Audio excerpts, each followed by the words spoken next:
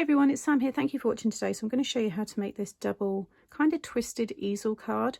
I have twisted easel cards on the channel. I've got triple easel card, but I don't think I've ever done a double before. So this is how it looks when it comes out the envelope. Slightly bigger. This is a C7 size. And then I'm going to be hand delivering this, so my friend will know what to do. But basically, you just position them with the little stoppers here, and you have this really lovely card. And it says, "Let's have a gossip. Catherine's 40. Isn't that cool? I'm so pleased with how this one's turned out. You've got the glossy accents there, all that shine from the mirrored cardstock, and those lovely images of the two ladies gossiping. My friend's a hairdresser, so this is just perfect for her. And then on the back, you've got lots of room to write your message, but I've already wrote on there, so I don't want to obviously share all of that now. But follow the tutorial along. At the end, I'm going to be popping it into an envelope, and I'm going to seal it all up with a wax seal as well, so you'll get to see that. So let me show you how to make it. So these are the images that I've already stamped and coloured, and there will be a separate video going up showing you how I colour these, because lots of people always ask me, so I finally got around to doing that. So you'll see that possibly tomorrow, or well, I'm saying tomorrow, I don't know when I'm putting this video up, but it'll probably be just after this video goes up. So I've already prepared a few of the mats and layers there. I think I kind of know where I'm going now. Please ignore the way this looks right now. Just listen and follow what I do, and all of the measurements will be in my blog as well. So, but it looks more confusing than it is. I'm going to be cutting a lot of this away. So this is a slightly bigger card to what I normally do. So this is a C7 size, I believe. So it will end up being 6 by 8. So that's a popular size still in the UK. We have envelopes, and you can also make envelopes on your envelope punch board. And if you make your own envelopes and you don't have the punch board, then I will share my DIY envelope tutorial. You can make any size envelopes, really easy. So this is a piece of 12 by 8, and you just want to score 6 inches right through the middle. Okay, you're then going to pop it along the 8-inch side, doesn't matter which one at this point. Pop it in, and you're going to score at 1 inch, 3 inches, 5 inches and 7 inches. Obviously I'm struggling to do it there because I've already cut this, so I wanted to check, but that's at 1 inch, 3 inch, 5 inch and 7 inch. Okay, so yours will look like this with those score lines. You're going to cut up that 1 inch score line. See, I've already done that, and just remove it completely. Okay. You will then have that 3, and then it was the 5. You want to remove that middle section. If you've made any of my kind of center panel easels, it's exactly the same as that. In fact, I shared one not too long ago, and I need to find my other scissors. That's okay, I can trim that in a minute. Okay, so you've removed your 1 inch bit there, then the piece that was 3 to 5 inches, and then this is the 7 inch score line, so it's the very last one. So you can just cut down obviously all of that, and then just remove the top bit. So hopefully that makes sense. I don't usually go this far ahead, but this is the last piece of this hot pink cardstock that I've got. So I didn't realize that, because usually I make 2, but I only need the 1 for this one. So you should then have these 2 flaps. So grab your scoreboard again, because now I think it's easier to explain these next pieces. So one of them, it's entirely up to you which one you want. Now I'm having the left hand side, so these are going to fold over. This is the left hand one. This is going to have this one here, but she's going to be set back further than this one here, which is going to go on the right, and she's going to be more forward. So it just depends on, you may want to do different score lines to what I'm doing here. But this left hand one, so it's the bottom one when I pop it in my scoreboard, I'm going to score at 9 inches. Okay, so there's the 9 inch marker. So just put your stylus in, kind of hover it over, and then just score there. And then this one here, I'm doing at 9 3/4. Ignore the other score lines I've got there. That's me changing my mind, but I'm going to cover with pattern paper, and this piece is going to be stuck. You won't see any of this. Okay, so you've scored the bottom one at 9, the top one at 9 3/4. You can fold them over, and you know, just check that it is kind of where you want them. You can see they're going to stick right onto the very back, and they're going to be flush with the bottom. Okay, and I'll give you all the measurements to all of these pieces in a moment. Then what's going to happen is I just folded this across, and again with this one here. So if I open them up, there's my score line. But this bottom one, I just brought it up until this is flush with this side and just burnish.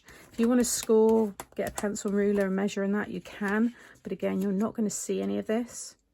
And then again with this one, you just want to bring up the bottom, but you're going opposite now. So for this one here, it was, in fact, let me move this scoreboard, although pink is another pink on my mat here as well.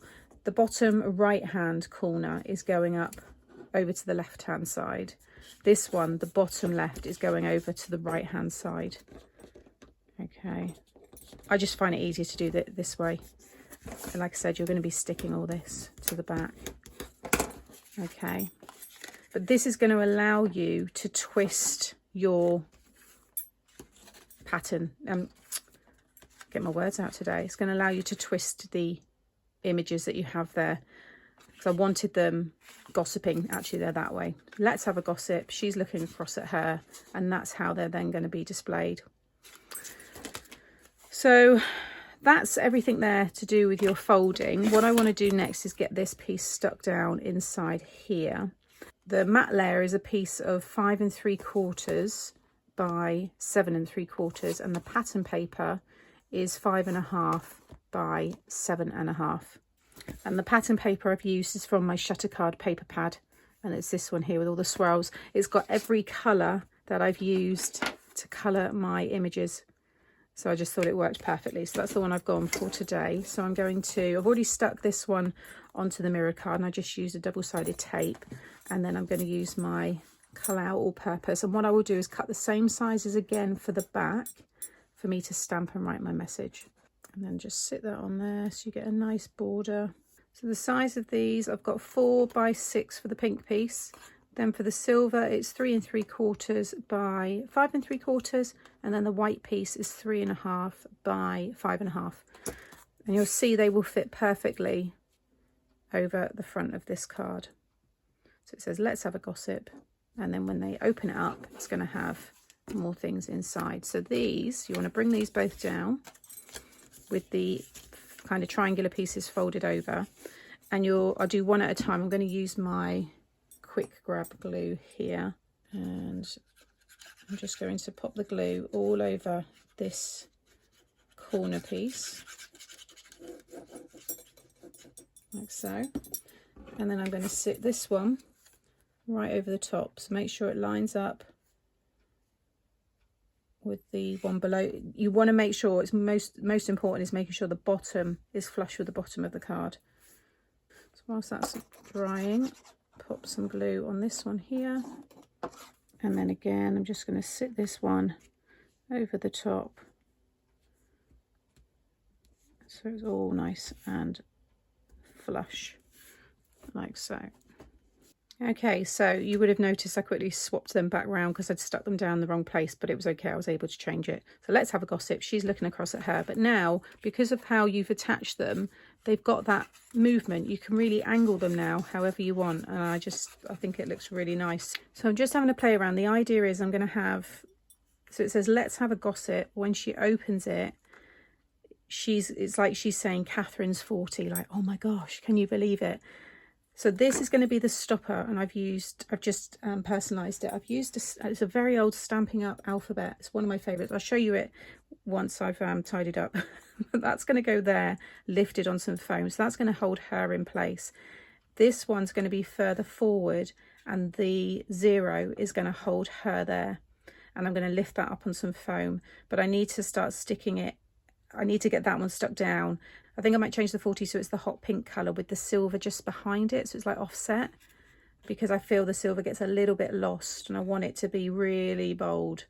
You know, we're all talking about Catherine's 40, so that's what I'm going to do. So I'm going to put it on high speed now and then show you it close up when it's all done.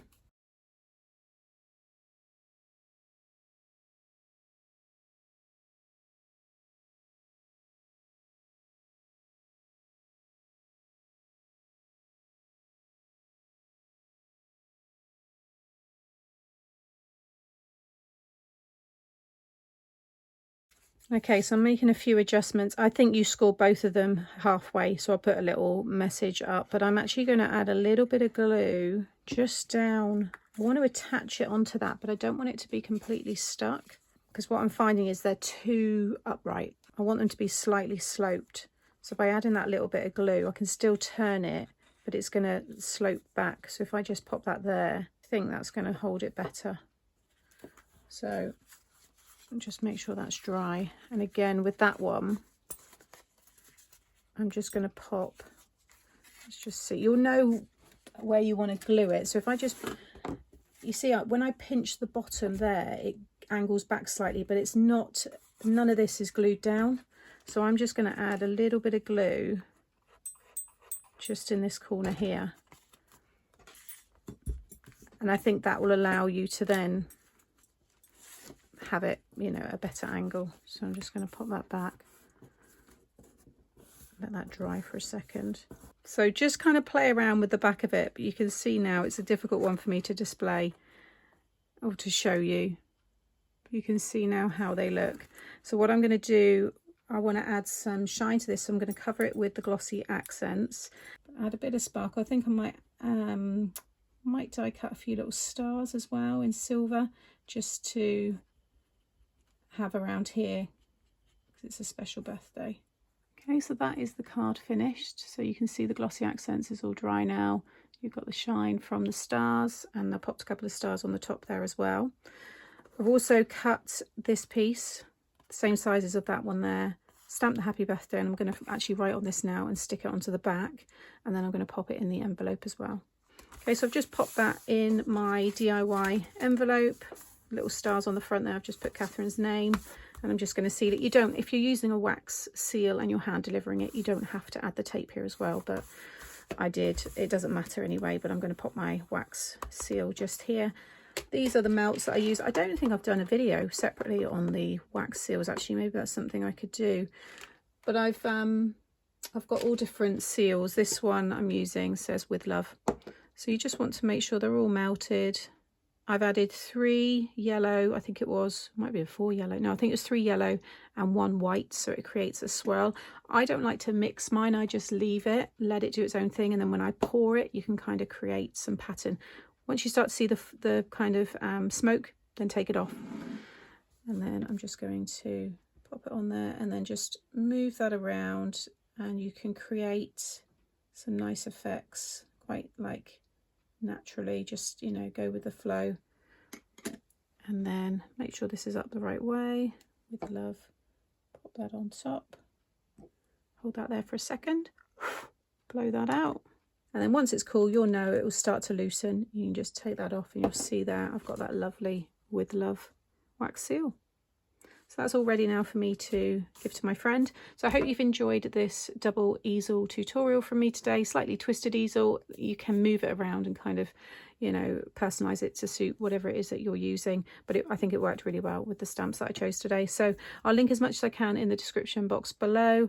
As always, if you're new to the channel, please subscribe if you've enjoyed today, and look at my back catalogue, because I have over 1,000 videos of all different kinds of paper crafts, mainly card making, but there's 3D projects in there as well, and gift bags and boxes, all sorts of good stuff. So yeah, I hope you enjoy my channel, and I'll be back again very soon with more tutorials. Take care. Bye.